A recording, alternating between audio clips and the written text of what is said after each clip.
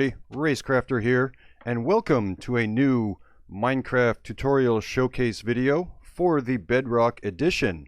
And what you see behind me here is a water flush tower type mob farm. I guess you could call this a Java edition style, in where we have 8 different platforms. There is a redstone component tower in the middle, which activates dispensers, which flushes water on the platforms, which in turn flushes the mobs down into the large water tray. And from there, they get dropped down to the hopper collection system.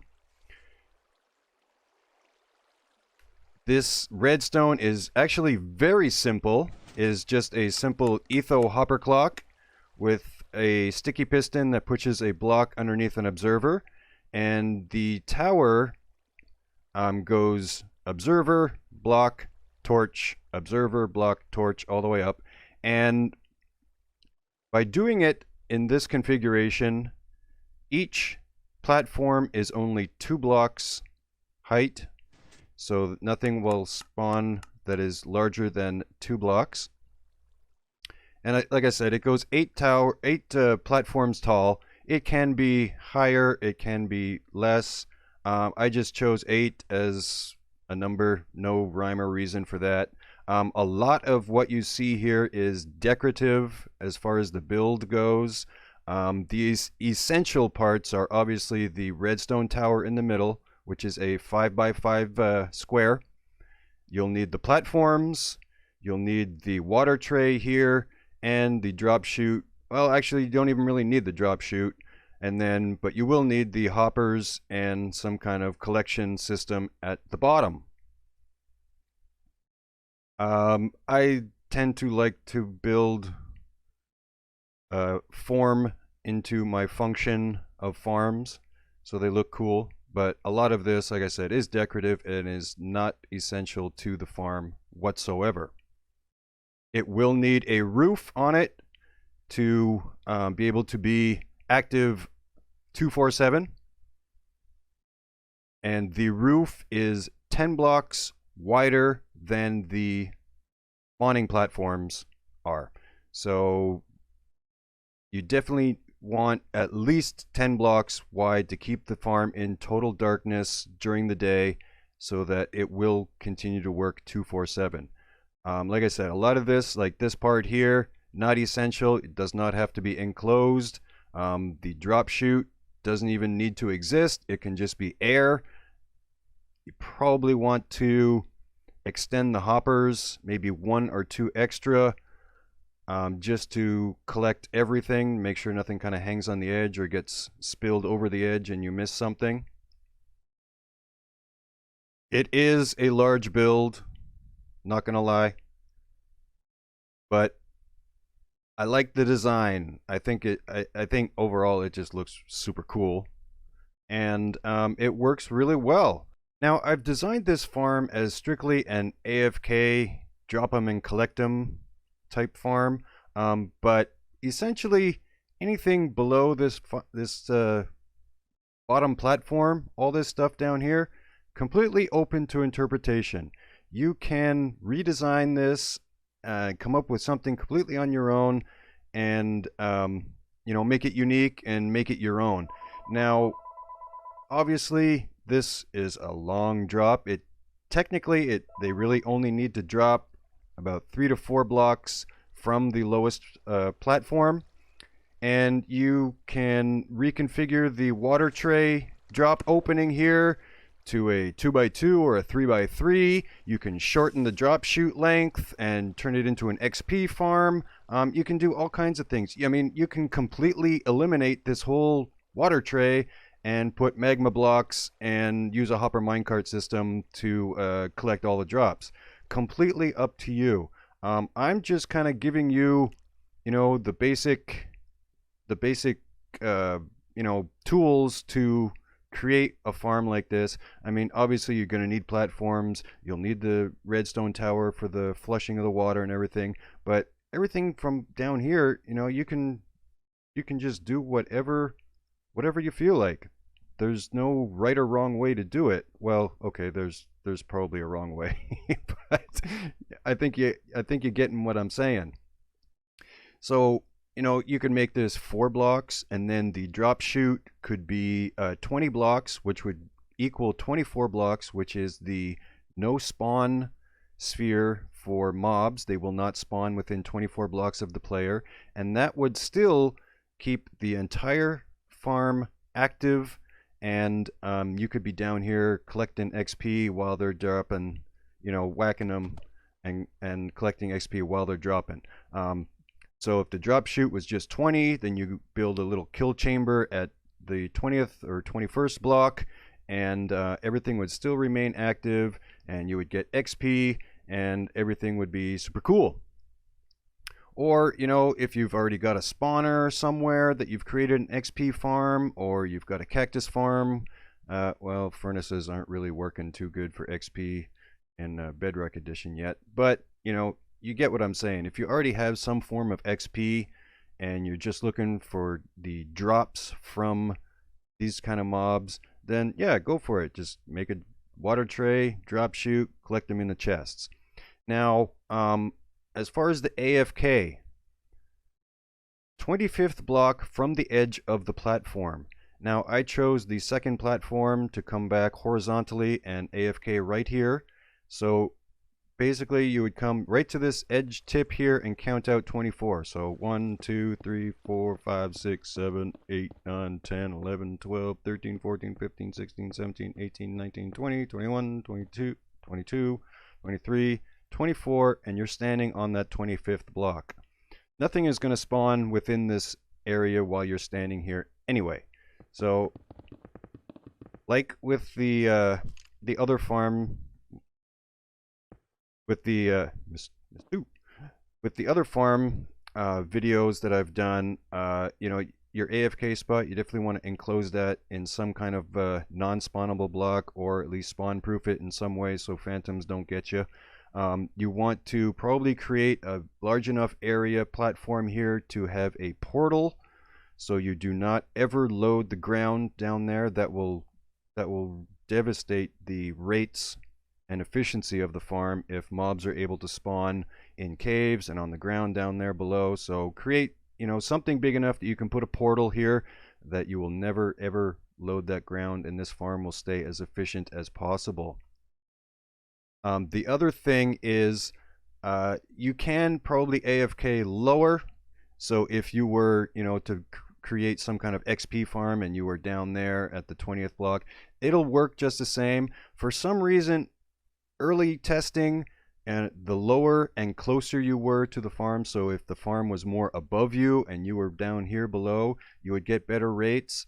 For some reason, with some of the changes in the updates, there really isn't a whole big difference in rates if you were to AFK, horizontally here, but pretty much anywhere within range, within 24, either down or horizontally, you're going to get about the same rates anyway. Give or take a few, it's not going to make a big difference. As far as the rates go, I AFK'd on that block right up there where we just were for just a tick over an hour, and 776 items in that hour. The most being gunpowder, which is definitely a very good thing.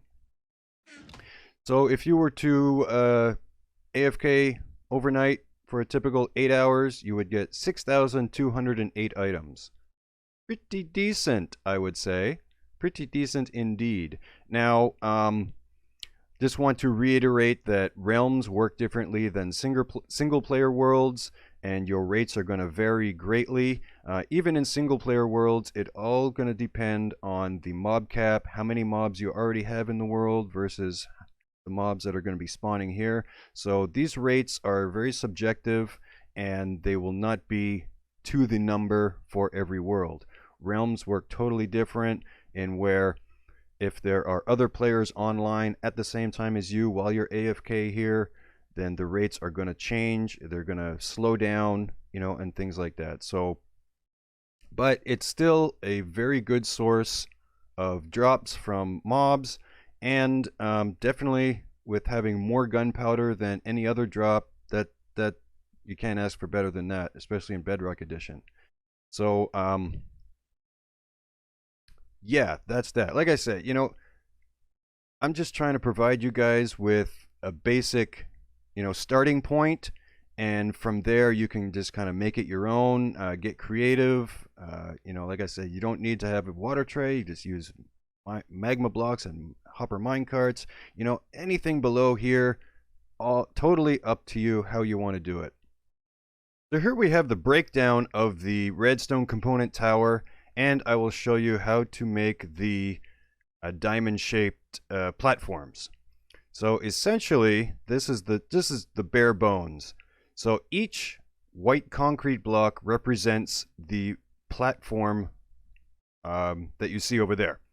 So the etho clock has, I use a single stack for the timing. Now it leaves the water there a little bit longer than maybe necessary, but in Bedrock, the mobs tend to want to hang up, like zombies and skeletons tend to want to hang up occasionally on the edge. I've tried everything from ice to stairs to everything else that I could think of, but it's just part of the mechanic of the mob. They just hang up there for a little bit, and it also gives enough time, so if the mob is right here next to the dispenser or any of these blocks, it gives them enough time to get flushed all the way off and down into the water tray, and then at the same time it leaves a good amount of time where there's no water there for them to spawn on. So etho clock, and once with one stack of items, once the redstone block comes over to this side, it activates this sticky piston, which will push this block underneath the observer, activating the block, which activates the torch, and then just continues up the tower just like that.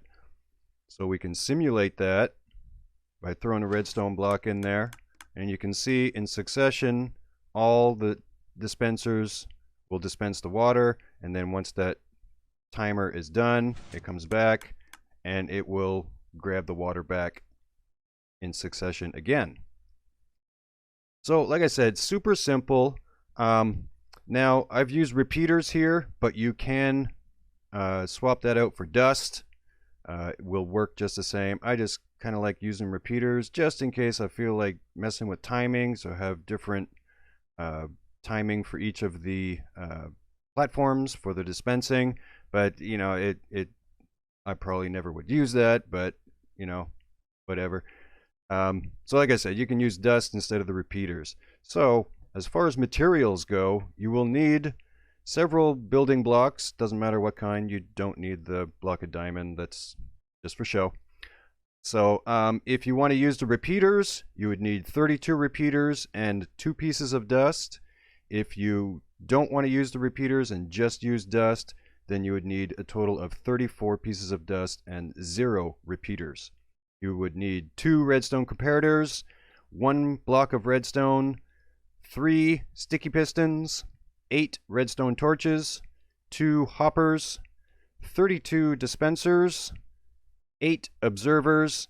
You'll need some regular torches, either or slabs, and that is about it. The reason for the regular torches is that this area, as you can see over there, we'll get over there in a second, but that's going to be fully enclosed, and the game will need to do lighting updates because this redstone will be flashing each time it activates. So in order for the game to be less laggy, you would just stick regular torches in there to light it up, so the redstone lighting update doesn't cause too much lag, or with regular torches in there it won't cause any lag. So that'll be just a little more performance for the game.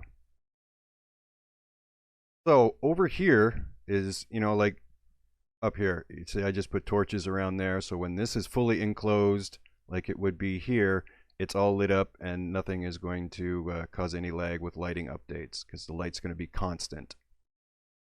The redstone flashes will not overpower the regular torches. So you'd be good to go on that front. So quickly, I will show you how the tower goes. So this would be block 1, block 2, block 3 up, and actually 2. This will be your first observer, like so, and then you can eliminate these blocks, and then you would go block, torch, observer placed from the top on top of the torch, and then start the process again. Block, torch, if I can get the right block there, observer. And so, like I said, each of these white blocks represents the floor of the platforms. And this is where your repeaters would go, or dust, whatever you want to use. So your repeaters would go on the edges like this, or if you wanted to use dust, just replace repeater with dust. Your your dispensers would go on the edge right there, but you know, in the build you would have your floor coming out like this anyway, because it's a 5x5. Well, you won't have it there. 5x5 coming out. Whoops. Like this. Not there. Yes, there. Sorry, my bad. So then your dispensers are all going to sit like this.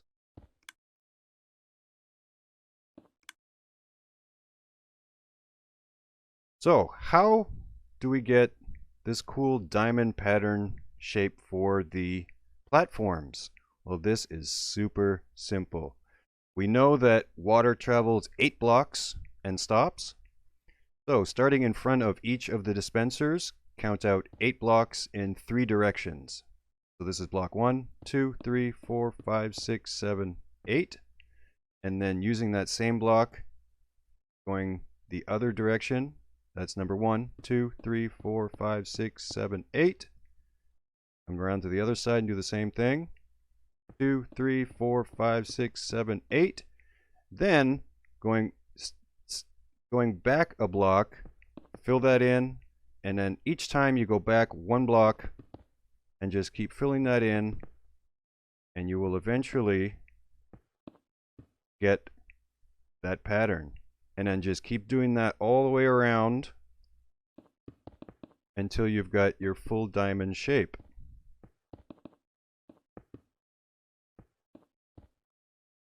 Like so. And then when the water flows, it flows nice and perfect to the edge, just like that.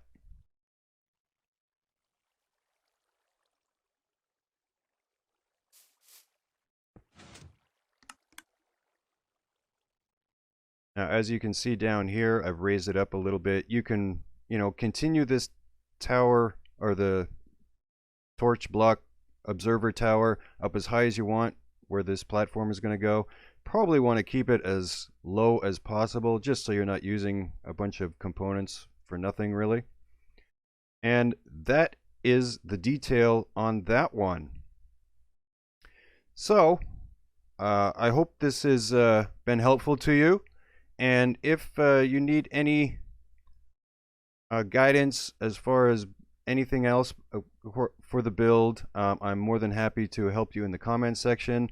If there is a large enough demand, I will do a full block for block tutorial, but most of this is pretty simple. And like I said in the beginning, most of that build that you saw was mostly decorative, so it's pretty much this right here that is the essential.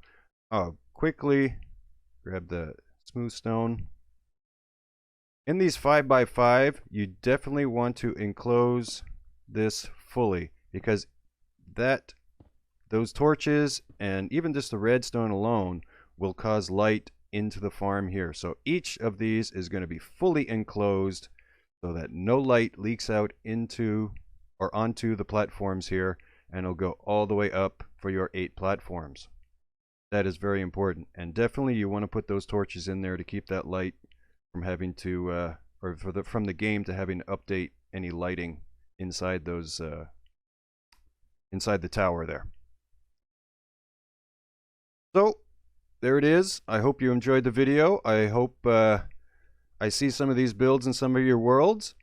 And like I said, if there's a big enough demand, I will do a full block for block. I think I've covered everything here. It's just very repetitive, and it's just the same thing all the way up, and nothing too difficult there. Oh, the other thing, slabs or torches down here.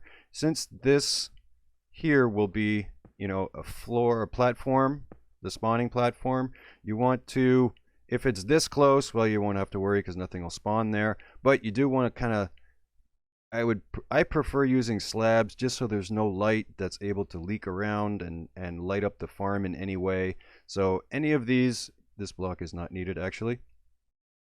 So anything that is spawnable, throw a slab on it. In this section it would be air because it's built way up in the sky. You definitely want to start the build similar to my other farms at right around Y150 to 165-ish, or the higher you can go the better. Just want to calculate everything so you're not going above build height, because you don't want to have to like build everything and get to build height and go, oh crap, I went too high. So definitely calculate downwards from build height the number of blocks you're going to use, or number of platforms you want to use, and then start your drop shoot collection system at that point, and then go up from there. So once again, thank you very much for watching. I hope this serves you well, and I will see you in the next video. I am out of here. See ya.